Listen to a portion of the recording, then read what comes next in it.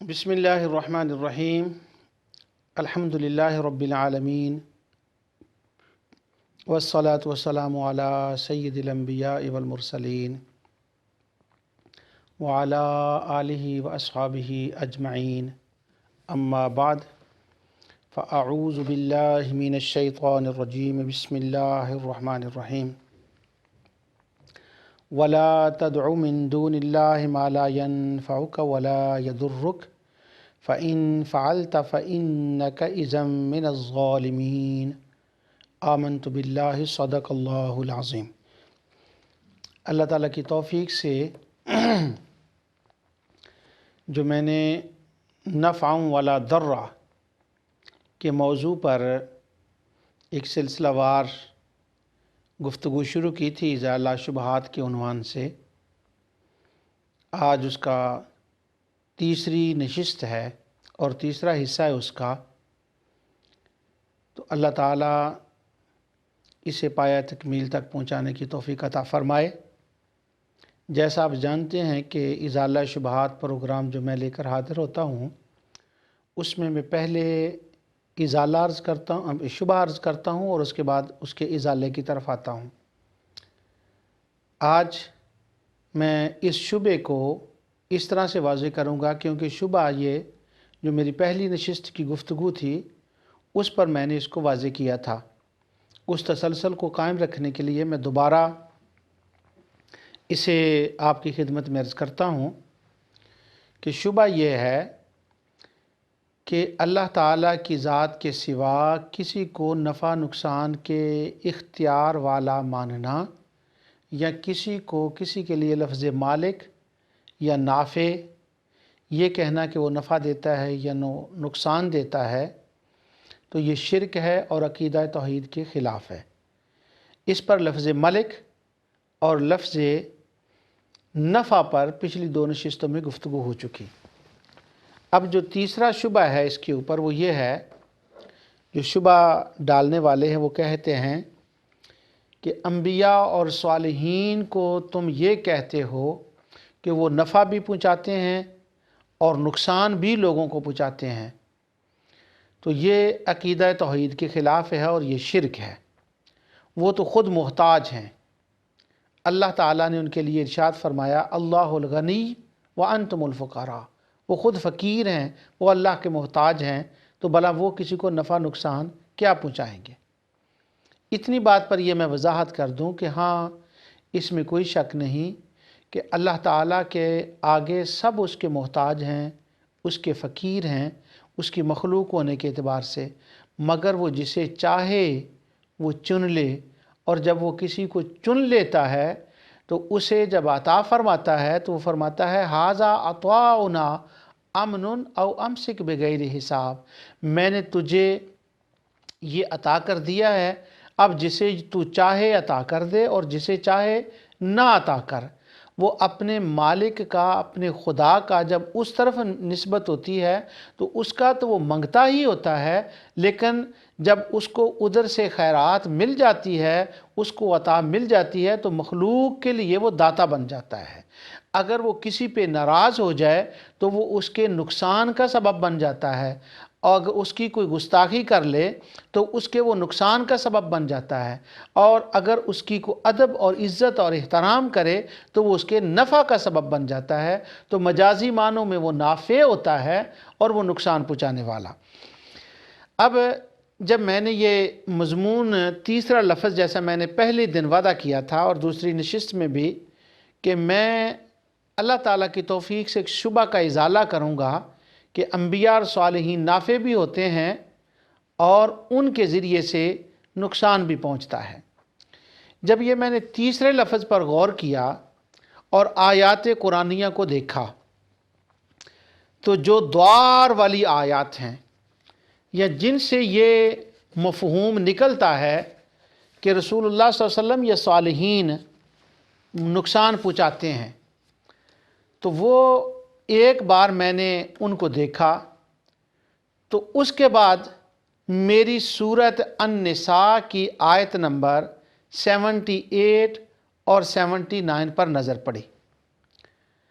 وہ جو آیت میں نے تلاوت کی اور اس کو میں نے دیکھا تو میں نے یہ ارادہ بالکل تبدیل کر دیا کہ میں وہ روایات یا وہ آیات جمع کروں یا آپ کے سامنے رکھوں جن میں یہ ثابت ہو کہ انبیاء اولیاء صالحین نقصان پہنچاتے ہیں یا پہنچا سکتے ہیں، اس لیے کہ یہ ادب کے تقاضا کے بالکل خلاف ہے کہ اس نقصان کی نسبت انبیاء صالحین کی طرف کی جائے۔ لیکن سمجھانے کے لیے صرف اتنی بات ہے کہ جب وہ نقصان کی نسبت ان کی طرف ہوتی ہے تو معنی اس کا یہ ہوتا ہے کہ ان کا گستاخ ان کی بد دعا کا شکار ہو جاتا ہے اور اللہ تعالیٰ کی ناراضگی اس پر ہوتی ہے اور خدا کے غضب کا کوڑا اس بندے پر برستا ہے جو انبیاء اور صالحین کا مخالف ہوتا ہے، تو ان کے اس اعتبار سے ان کو نقصان پہنچتا ہے، وہ تباہ و برباد ہو جاتے ہیں، وہ جہنمی ہو جاتے ہیں، ان کو ان کی بد دعائیں لگتی ہیں، تو وہ دنیا میں اس طرح ہو جاتے ہیں کہ بس وہ نقصان میں ہی رہتے ہیں۔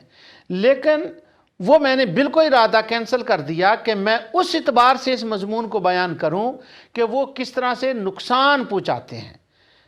اب اس آیت کا ترجمہ سنیے جس کی وجہ سے میرا ارادہ بدلا اور میں نے یہ فیصلہ کیا کہ تیسری نشست میں بھی ہلکا سا اشارہ کر دوں کہ وہ اپنے گستاخوں کے لیے نقصان کا در کا سبب ہوتے ہیں، مگر اس پر میں زور نہ دوں، یہ ادب کے تقاضے کے خلاف ہے۔ اب قرآن کریم کی پہلے وہ آیات سنیے۔ اللہ تعالیٰ نے یہ سورہ النساء 78 اور 79 ہے، اللہ تعالیٰ ارشاد فرماتا ہے اینما تکونوا یدرککم الموت ولو کنتم فی بروج مشیدہ، کہ موت سے تم بھاگ کر کہیں نہیں جا سکتے، خواہ تم گھروں میں چھپ جاؤ، قلعوں میں چھپ جاؤ، کہیں چلے جاؤ، موت آ کر ہی رہے گی۔ میں اللہ کے حضور دعا کرتا ہوں کہ یا اللہ ہم سب سامعین ناظرین کو موت سے پہلے توبہ کی توفیق عطا فرمانا۔ وَإِن تُصِبْهُمْ حَسَنَةٌ يَقُولُوا هَٰذِهِ مِنْ عِنْدِ اللَّهِ، اور ان لوگوں کو اگر کوئی فائدہ پہنچتا ہے تو کہتے ہیں یہ خدا کی طرف سے ہے۔ وَإِن تُصِبْهُمْ سَيِّئَةٌ يَقُولُوا هَٰذِهِ مِنْ عِنْدِكَ، اور ان منافقوں کو اگر کوئی نقصان پہنچتا ہے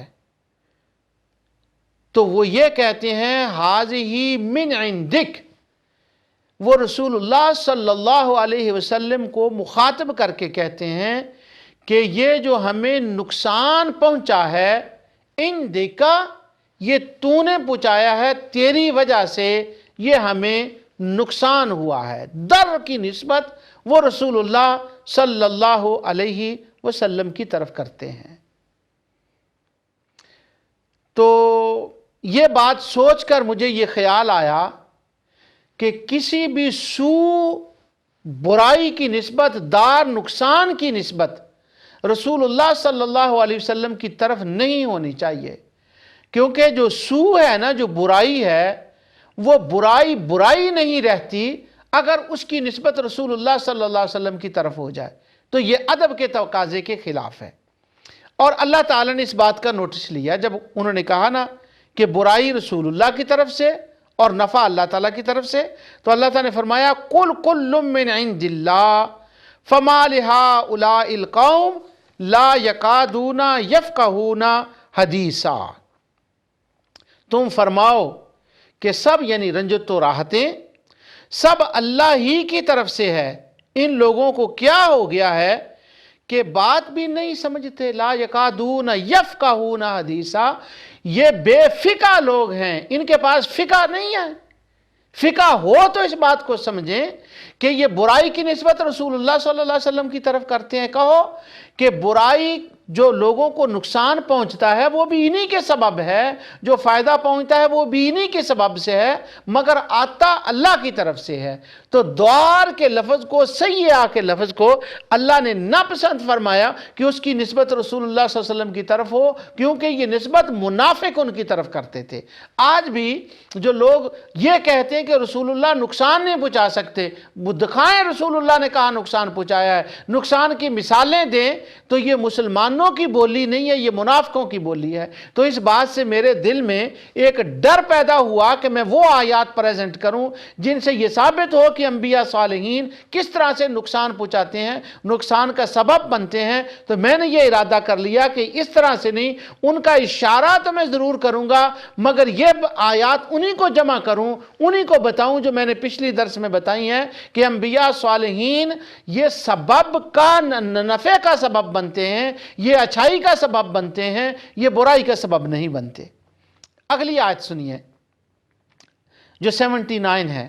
اللہ تعالیٰ فرماتا ہے، یہ ادب کا تقاضا دیکھیں، ما اصابک من حسنۃ فمن اللہ، سبحان اللہ، ما اصابک من حسنۃ، اے بنی آدم، یعنی ہم سب کو حکم ہو رہا ہے، تم کو جو کوئی فائدہ پہنچے تو وہ خدا کی طرف سے ہے۔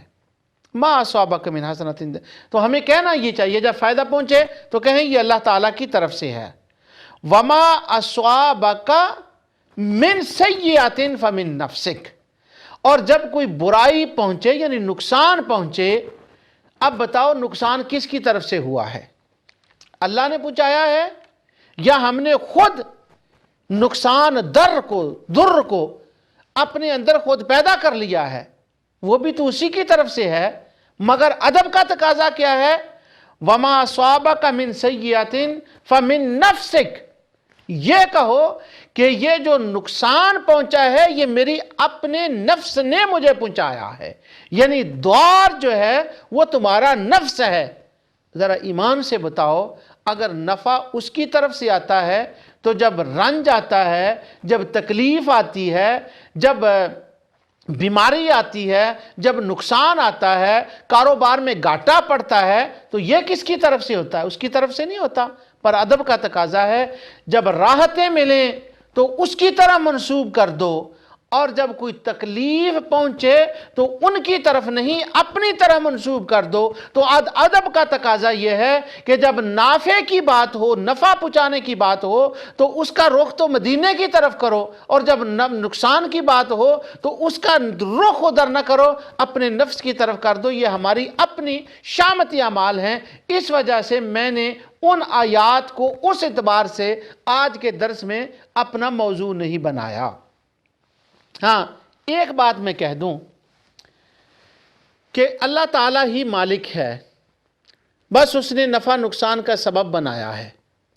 اور وہ جب رسول اللہ صلی اللہ علیہ وسلم کو یوں ارشاد فرماتا ہے، وہ آیت جو میں نے پہلے درس میں بھی تلاوت کی، دوسرے میں بھی کی، اور آج تیسری نشست جو اسی سلسلے کا تیسرا حصہ چل رہا ہے، اس میں بھی میں دوبارہ تلاوت کرتا ہوں۔ اللہ تعالیٰ فرماتا ہے، قُلْ إِنِّي لَا أَمْلِكُ ضَرًّا وَلَا رَشَدًا، اے میرے حبیب صلی اللہ علیہ وسلم، تم ان سے ارشاد فرما دو کہ میں تمہارے حق میں نقصان اور نفع کا مالک نہیں ہوں۔ اس پر گو میں نے تفصیل سے پہلے بات کہہ دی ہے۔ یہاں پر میں آپ کو ایک ملکیت والی بات پر ایک بات سناؤں۔ ہمارے پاکستان کے ایک فاضل دوست ہیں، بہت ہی معروف ہستی، اللہ تعالیٰ کی ذات نے ان کو بڑی عزت و شہرت سے نوازا۔ اور جب میں پاکستان میں تھا آج سے 30 سال پہلے، اور اس کے بعد کے مجھے حالات معلوم نہیں، اس وقت پورے ملک پاکستان سے ان سے زیادہ سریلا عالم کوئی نہیں تھا۔ ان کی آواز بلبل کی آواز تھی، خوبصورت آواز تھی۔ اور اب تو خیر ان کی آواز تو اسی طرح ہے، لیکن ظاہر ہے کہ جوانی والا وہ مزہ باقی نہیں شاید رہا۔ اب تو مجھے ان کی تقریر سنے ہوئے بھی عرصہ گزر گیا۔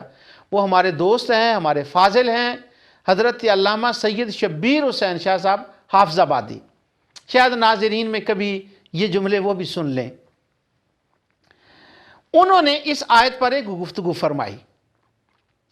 یہ ان کا میدان اس وقت نہیں تھا، تحقیق کا میدان۔ اب میں نے یہ سنا ہے کہ انہوں نے قرآن شریف کی تفسیر لکھنی شروع کی اور ان کی پہلی جلد آ بھی گئی ہے، میں نے وہ نہیں دیکھی، لیکن یہ کمال بات جو نکتہ مجھے ان کی زبانی ملا ہے اس کا میں عرض کر دوں۔ وہ فرمانے لگے کہ یہ ملکیت والی بات کیا ہے، لا املک لنفسی نفعا ولا ضرا الا ما شاء اللہ، کہ تو مالک نہیں ہے۔ انہوں نے جب وہ مقرر تھے، اب تو وہ محققین کے سامنے آ گئے ہیں، اللہ تعالیٰ ان کے علم و عمل میں برکت فرمائے، تو وہ کہنے لگے، انہوں نے اس پر مثال دی، وہ کہنے لگے اس کا معنی یہ ہے کہ اللہ تعالیٰ کی ذات نے حضرت سیدنا آدم علیہ السلام کو حکم فرمایا، وَيَا آدَمُ اسْكُنْ أَنْتَ وَزَوْجُكَ الْجَنَّةَ فَكُلَا مِنْهَا رَغَدًا حَيْثُ شِئْتُمَا، اے آدم تو اور تیری بیوی تم جنت میں رہو اور جو تمہارا دل چاہے وہاں سے کھا لو، کوئی پابندی نہیں۔ وَلَا تَقْرَبَا هَٰذِهِ الشَّجَرَةَ، مگر یہ جو یہ درخت ہے نا، اس کا پھل نہیں کھانا۔ اب سارے جنت کی نعمتیں عطا فرمائیں، پر ایک چیز جو ایک درخت تھا اس سے روک دیا۔ اب وہ اس درخت سے کیوں روکا؟ تو علامہ سید شبیر حسین شاہ صاحب حافظ آبادی اس کی وجہ جو بیان فرماتے ہیں، یہ میں نے ذوق کے لیے یہ بات کی، یہ دلیل کے لیے نہیں، اگر دلیل بنتی تو ہے، اگر کوئی دلیل نہ مانے تو اس کی اپنی طبیعت رہ گئی۔ وہ فرمانے لگے کہ مثال اس کی یوں ہے، وہ کہنے لگے میں پاکستان میں ہوں تو میں لاہور جاؤں، یہ دنیا بھر کے لوگ پروگرام دیکھتے ہیں، لیکن میں چونکہ خود بھی پاکستانی ہوں، شاہ صاحب بھی پاکستان کے ہیں، گو یہ نور ٹی وی کے حوالے سے برمنگھم انگلینڈ سے یہ پروگرام نشر ہو رہا ہے، تو میں دوسرے ورلڈ کے حصے ان سے معذرت چاہتا ہوں، کیونکہ یہ وہاں کی بات ہے، کیونکہ پروگراموں میں کسی ایک خاص خطے کی حیثیت سے اس طرح سے بات کرنی مناسب نہیں، ناظرین میں پوری دنیا ہوتی ہے۔ تو وہ شاہ صاحب فرماتے ہیں کہ میں لاہور میں جاؤں اور وہاں ایک میرا دوست ہے، دوست ہو، اور اس نے مجھے یوں کہے کہ یہ کوٹھی میں نے تم کو دی، ساری کوٹھی کو تم استعمال کرو، جو چیز اس کے اندر ہے وہ سب چیزیں لے لو، مگر یہاں جو پاکستان میں، یہاں ویسٹرن کنٹری میں اس بات کی سمجھ نہیں آئے گی، وہ ایک چیز ہوتی ہے جس کو پنجابی میں ہم چمٹا کہتے ہیں، وہ آگ جلانے کے وقت ہم اس کو استعمال کرتے ہیں انگارے باہر نکالنے کے لیے، تو وہ بڑی ایک حقیر سی چیز ہوتی ہے۔ تو وہ کہتے ہیں مجھے کوئی کہے کہ یہ سب چیزیں گھر کی استعمال کر لو، مگر یہ گھر میں جو فلاں چمٹا پڑا ہوا ہے، بلکہ تنکے کی میں مثال دیتا ہوں کہ یہ ایک جو لکڑی کی چھوٹی سی سٹک پڑی ہوئی ہے نا، سوٹی، اس سٹک کو استعمال نہیں کرنا، وہ ایک کونے میں پڑی ہوئی ہے۔ تو شاہ صاحب فرماتے ہیں میرے ذہن میں یہ بات آئے گی کہ ساری گھر کا مالک اس نے مجھے بنا دیا، تو میں نے پوچھا کہ یہ ایک سٹک، اس کا تم نے کیوں کہا کہ اس کو استعمال نہیں کرنا؟ تو وہ ان کے کہتے ہیں میرے دوست نے کہا اس نے کہ یہ اس لیے تاکہ ثابت میں یہ کروں کہ استعمال کے لیے میں نے گھر کا تمہیں مالک بنایا ہے، لیکن یہ تو حقیقی مالک نہیں ہے، میں نے یہ جو منع کیا ہے تاکہ پتہ چلے اصلی مالک اس کا میں ہوں، میں جس چیز سے چاہوں تجھے منع کر دوں، تو یہ میں نے اپنی ملکیت ظاہر کرنے کے لیے تم نے کہا ہے تاکہ پتہ چلے اصل مالک میں ہوں۔ تو اللہ تعالیٰ نے فرمایا وَيَا آدَمُ اسْكُنْ أَنْتَ وَزَوْجُكَ الْجَنَّةَ فَكُلَا مِنْهَا رَغَدًا حَيْثُ شِئْتُمَا، اے آدم ہر چیز کھا لے، درخت کے قریب نہیں جانا۔ یا اللہ ایک درخت کے قریب کیوں نہیں جانا؟ وَلَا تَقْرَبَا هَٰذِهِ الشَّجَرَةَ کیوں فرمایا یہ اس لیے فرمایا تاکہ پتہ چلے کہ احکم الحاکمین میں ہوں، حاکم اس کا اصل میں ہوں، اس لیے۔ تو اللہ تعالیٰ نے جب لا املک لنفسی نفعا ولا ضرا الا ما شاء اللہ کائنات کا مالک و مختار مصطفیٰ کو بنایا، تو پھر یہ آپ کی زبان سے کیوں کہلوایا؟ فرمایا یہ اس لیے کہلوا رہا ہوں تاکہ پتہ چل جائے حقیقی اصلی مالک میں ہوں، نفع نقصان کا جو ذریعہ سبب تمہیں بنایا ہے یہ میں نے بنایا ہے، اصل مالک میں ہوں، ہاں مجازن مالک میں نے کائنات کا تمہیں بنا دیا ہے۔ جیسے کوٹھی کے استعمال کے لیے مجازن عارضی مالک، عطائی مالک ان کو بنایا تھا کہ تم جو چیز استعمال کرو مگر یہ چمٹا نہیں کرنا۔ آدم سے کہا تم نے یہ درخت کا دانہ نہیں کھانا، یہ اس لیے تھا کہ اصل مالک میں ہوں۔ فرمایا میرے حبیب یہ اعلان کر دو، ہاں پھر مالک ہو، لا املک لنفسی نفعا ولا ضرا الا ما شاء اللہ، ہاں مالک ہوں پر کس طرح سے؟ الا ما شاء اللہ، ہاں اس کے چاہنے سے، اس کی کرم نوازیوں سے میں اس کا مالک ہوں۔ تو یہ قبلہ شاہ صاحب کا ایک وہ نکتہ تھا جو میں نے عرض کر دیا۔ اب میں اپنے موضوع کی طرف آتا ہوں۔ دوبارہ شبہ سن لیجئے کہ رسول اللہ صلی اللہ علیہ وسلم اور صالحین کسی کو نفع نقصان نہیں پہنچا سکتے۔ جو یہ مانے وہ شرک کرتا ہے، وہ شرک کا مرتکب ہوتا ہے، وہ شرک وہ توحید کے عقیدے کے خلاف کر رہا ہے۔ اور ہم کہتے ہیں کہ انبیاء صالحین نفع نقصان کے مالک ہیں، وہ نفع نقصان پہنچاتے ہیں بے ایمانہ مجازن، اور اس کا سبب اور ذریعہ ہیں، مگر اس کے اندر تاثیر پیدا کرنے کی مالک جو ہے وہ اللہ تعالیٰ کی ذات ہے۔ دوائی کے اندر، پیراسیٹامول کے اندر یہ ہیڈک ہو یا کوئی اور تکلیف ہو تو اس سے آرام ملتا ہے، اس سے نفع ملتا ہے۔ اس کے اندر جو نفع کی تاثیر رکھی ہے اس کا مالک اللہ ہے، مگر نافع کون ہوا؟ پیراسیٹامول ایک دوائی ہو گئی۔ اب زہر کے اندر نقصان پہنچانے کا اثر ہے، تو نقصان پہنچانے کے اثر کا مالک کون ہے؟ لا املک، یہ معنی ہے اس کا، لا املک۔ کون مالک ہے اس کا؟ کوئی مالک نہیں۔ کون ہے؟ اللہ، جس نے یہ نقصان پہنچانا زہر کے اندر رکھا ہے۔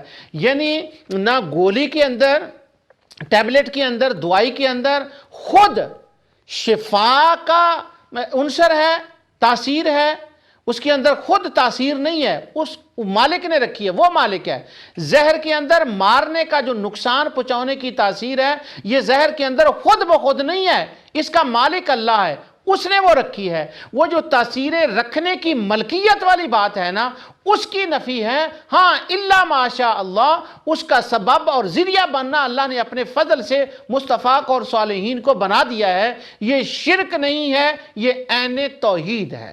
اب قرآن کریم کی آیات کی طرف چلیں جن سے وہ نفع اور نقصان کا میں نے جیسے عرض کیا تھا کہ میں اس کے بارے میں کہوں گا، لیکن ان الفاظ کے ساتھ نہیں جس الفاظ کے ساتھ نفع والی بات تھی۔ سب سے پہلے مخلوق کی طرف دار کی نسبت کرنا، کیا یہ جائز ہے کہ وہ دار ہو سکتے ہیں، وہ نقصان پہنچا سکتے ہیں؟ کیونکہ شبہ ڈالنے والے کہتے ہیں کہ اللہ کے سوا کوئی دار نہیں ہے۔ قاضی شوکانی نے سورہ یونس کی تفسیر کے اندر، جس میں یہ آتا ہے نا لا املک نفسی ضرا ولا نفعا الا ما شاء اللہ، اس کی تفسیر میں شوکانی نے یہ لکھا، نواب صدیق حسن خان بھوپالی نے یہ لکھا، یہ شبہ وارد کیا ہے۔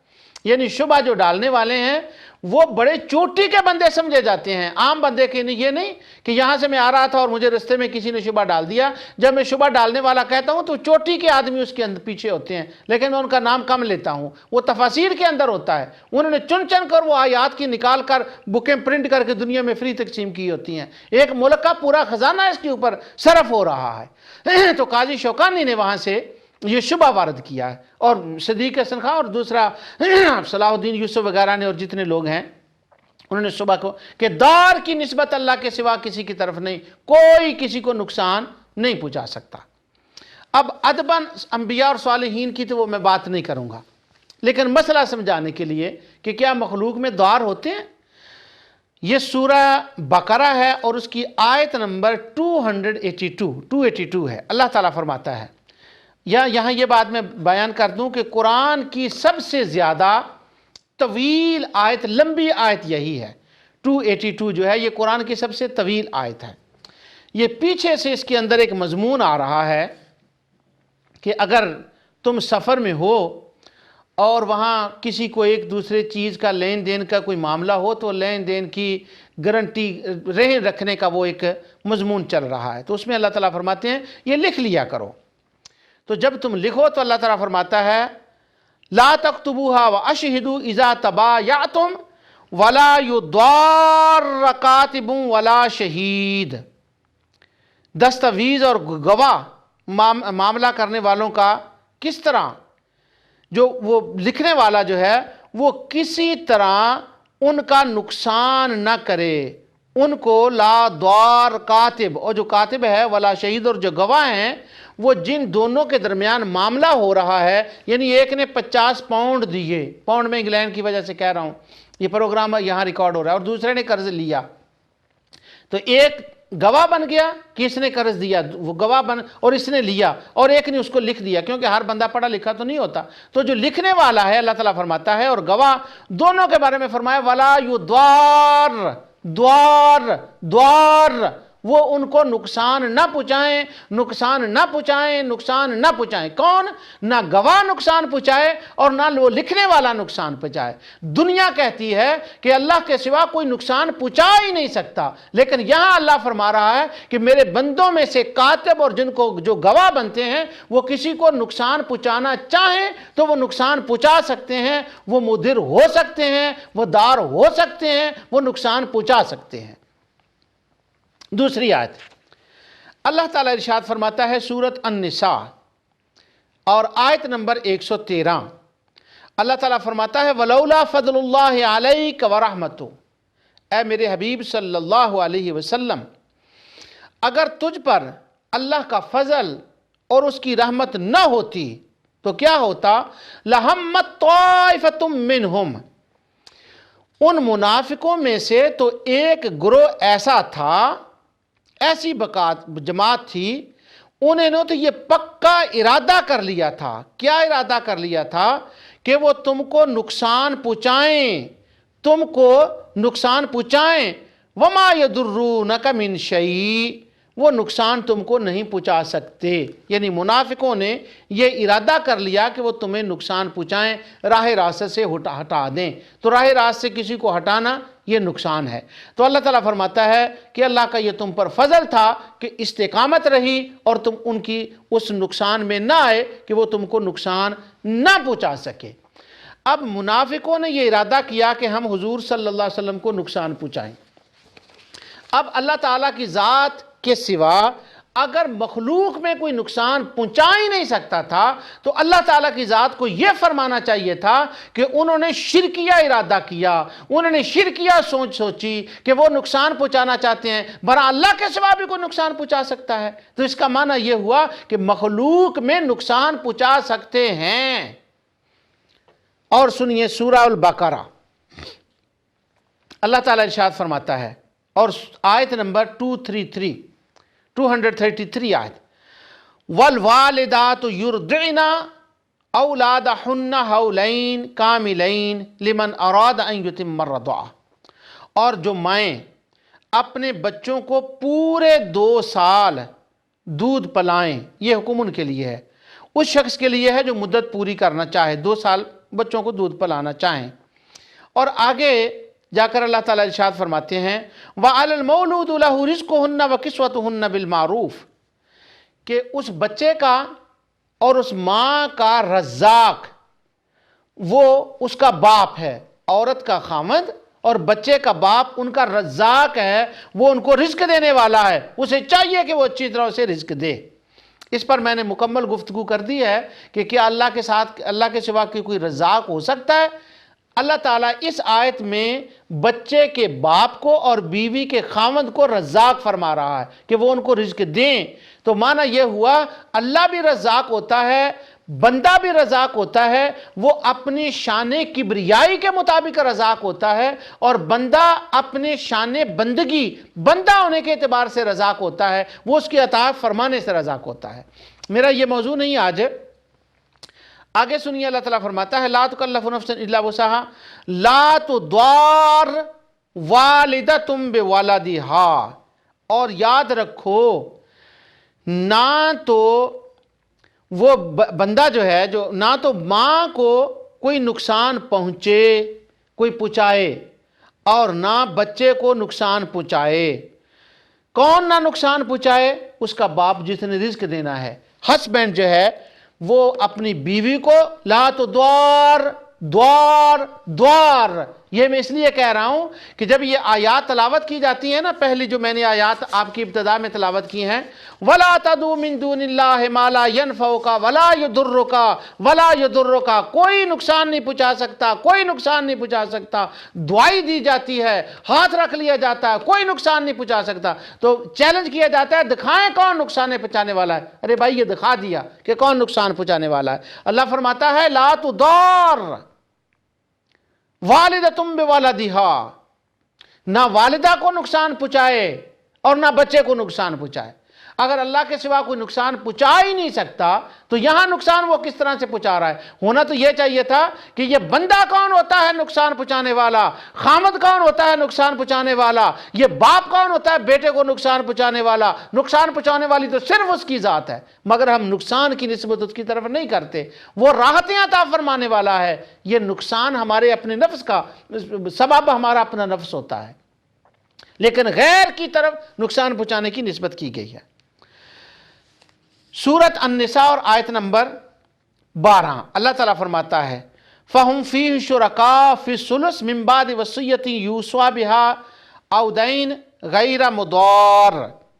یہ وراثت کی تقسیم کا ایک مسئلہ پورا شروع سے بیان ہو رہا ہے، اور اس کے آگے یہ آتا ہے کہ اگر وصیت کرنے والے نے، بشرطے کہ وصیت کرنے والے جو میت ہے اس نے ایسی وصیت نہ کی ہو کہ اس نے کسی کو نقصان نہ پہنچا دیا ہو اپنے وارثوں میں سے۔ لا وصیتم بہا یوصی بہا او دین غیر مضار، سوائے نقصان کے اس نے کسی کو وصیت من اللہ، جو اس نے وصیت کی ہے اس میں کوئی ایسا تو نہیں کر دیا کہ اس نے کسی کو نقصان پہنچا دیا۔ اچھا، جب میں یہ آیتیں پڑھ رہا ہوں کہ نقصان کی نسبت جو ہے وہ اس کی طرف کی گئی ہے، تو کسی کے ذہن میں خدا را یہ خیال نہ آئے کہ یہ تو چھوٹے کاموں کی بات ہو رہی ہے، کہ وصیت میں وصیت کرنے والا باپ اپنے بیٹوں کے لیے یہ کہہ دے اس میرے بیٹے کو 100 پاؤنڈ ملے گا میری وراثت سے، اس میرے بیٹے کو 50 پاؤنڈ ملیں گے۔ اگر یہ وصیت کر دے وہ وصیت باطل ہوگی، وصیت کر دے تو اس نے پہنچا دیا۔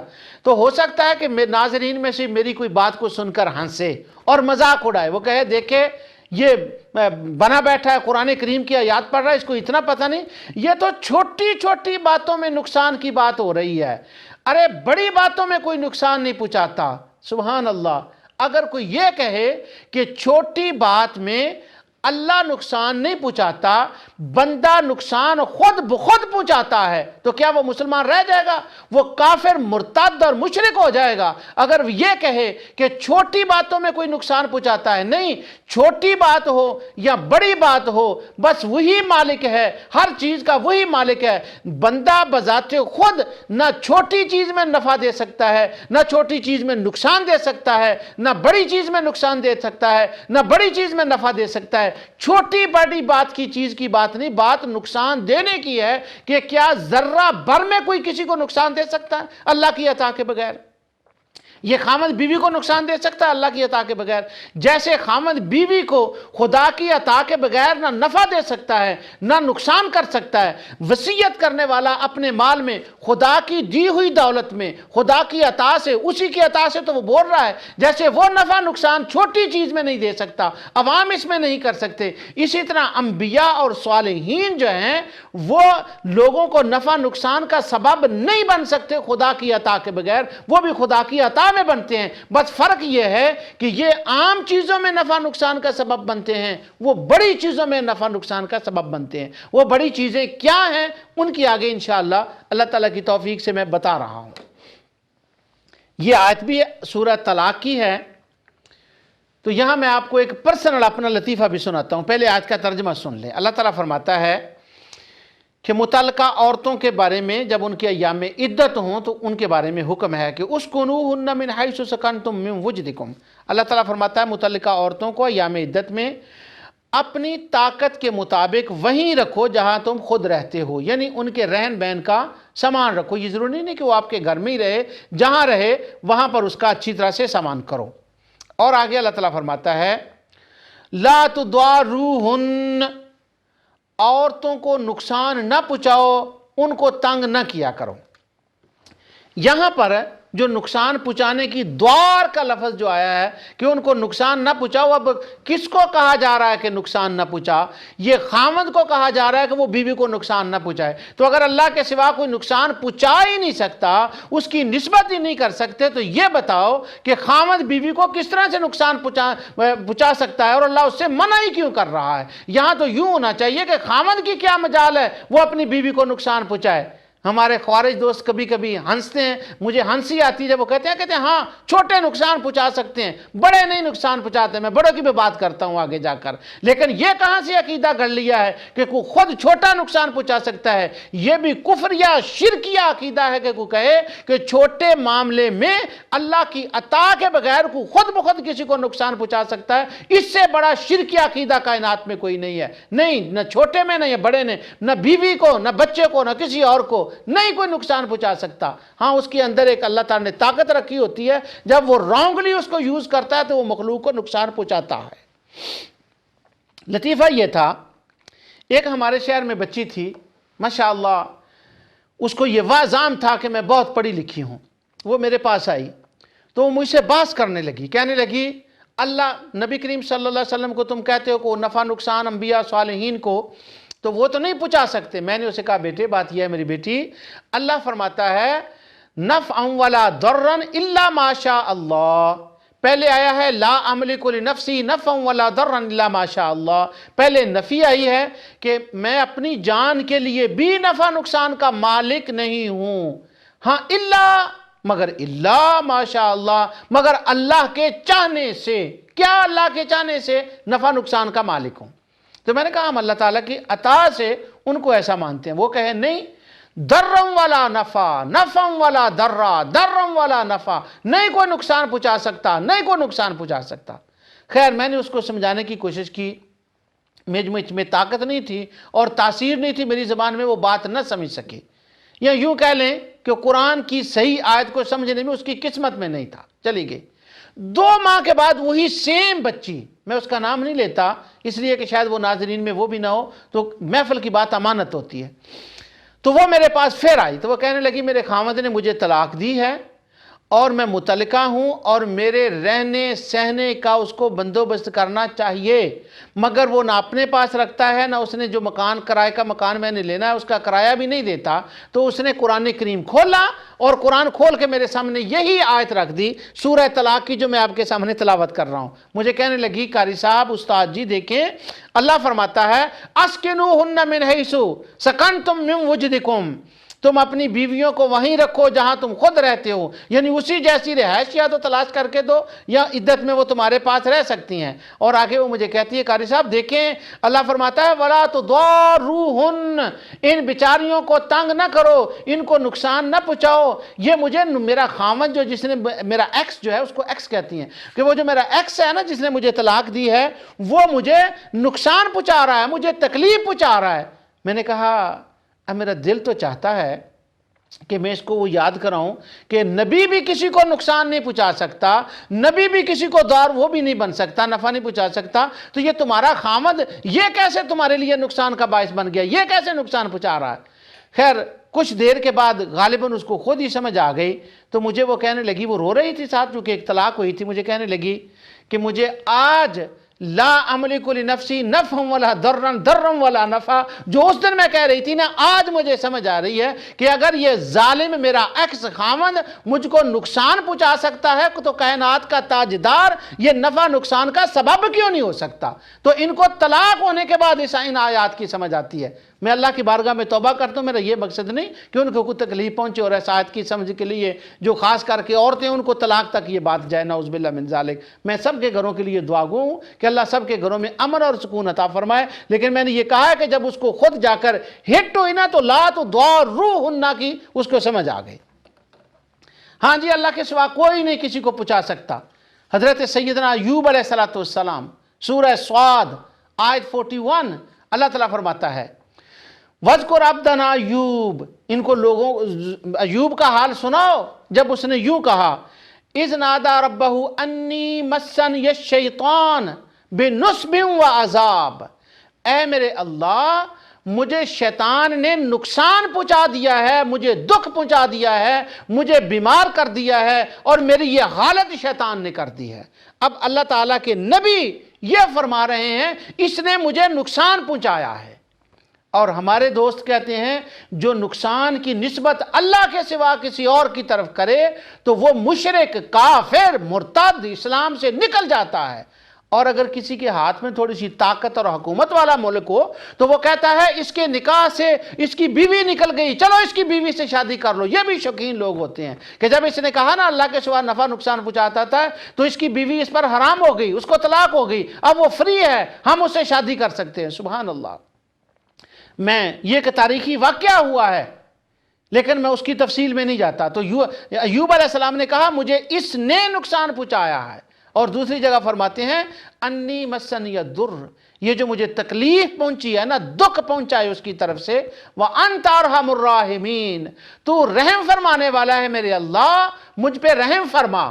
اب جو کیور ہونے کی، جو صحت کی دعا کی جا رہی ہے وہ تو رب العزت سے کی جا رہی ہے، اور جو دکھ پہنچانے کی نسبت کی جا رہی ہے وہ شیطان کی طرف کی جا رہی ہے۔ اب سوال یہ ہوتا ہے اگر صحت اس کی طرف سے آتی ہے تو دکھ کس کی طرف سے آتا ہے؟ وہ اس کی طرف سے نہیں آتا، لیکن یہ ادب کا تقاضا تھا کہ اس کو شیطان کی طرف منسوب کیا۔ ما اصابک من حسنۃ فمن اللہ وما اصابک من سیئۃ فمن نفسک، دکھ پہنچے تو اپنی طرف نسبت کرو، دکھ پہنچے تو ان کی طرف نسبت کرو، دار کی ان کی طرف نسبت کرو، خوشیوں اور راحتوں کی بات ہو تو خدا کی طرف نسبت کرو اور اس کے مصطفیٰ کی طرف نسبت کرو۔ یہ ادب کا تقاضا ہے۔ اس لیے ہم یوں کہتے ہیں کہ مصطفیٰ علیہ السلام نافع ہیں، وہ نفع پہنچاتے ہیں، لیکن ادباً وہ بات اس طرف نہیں کرتے، لیکن بندوں کی طرف، مخلوق کی طرف اس کی نسبت ثابت ہے، اور حضرت ایوب علیہ السلام نے کی ہے۔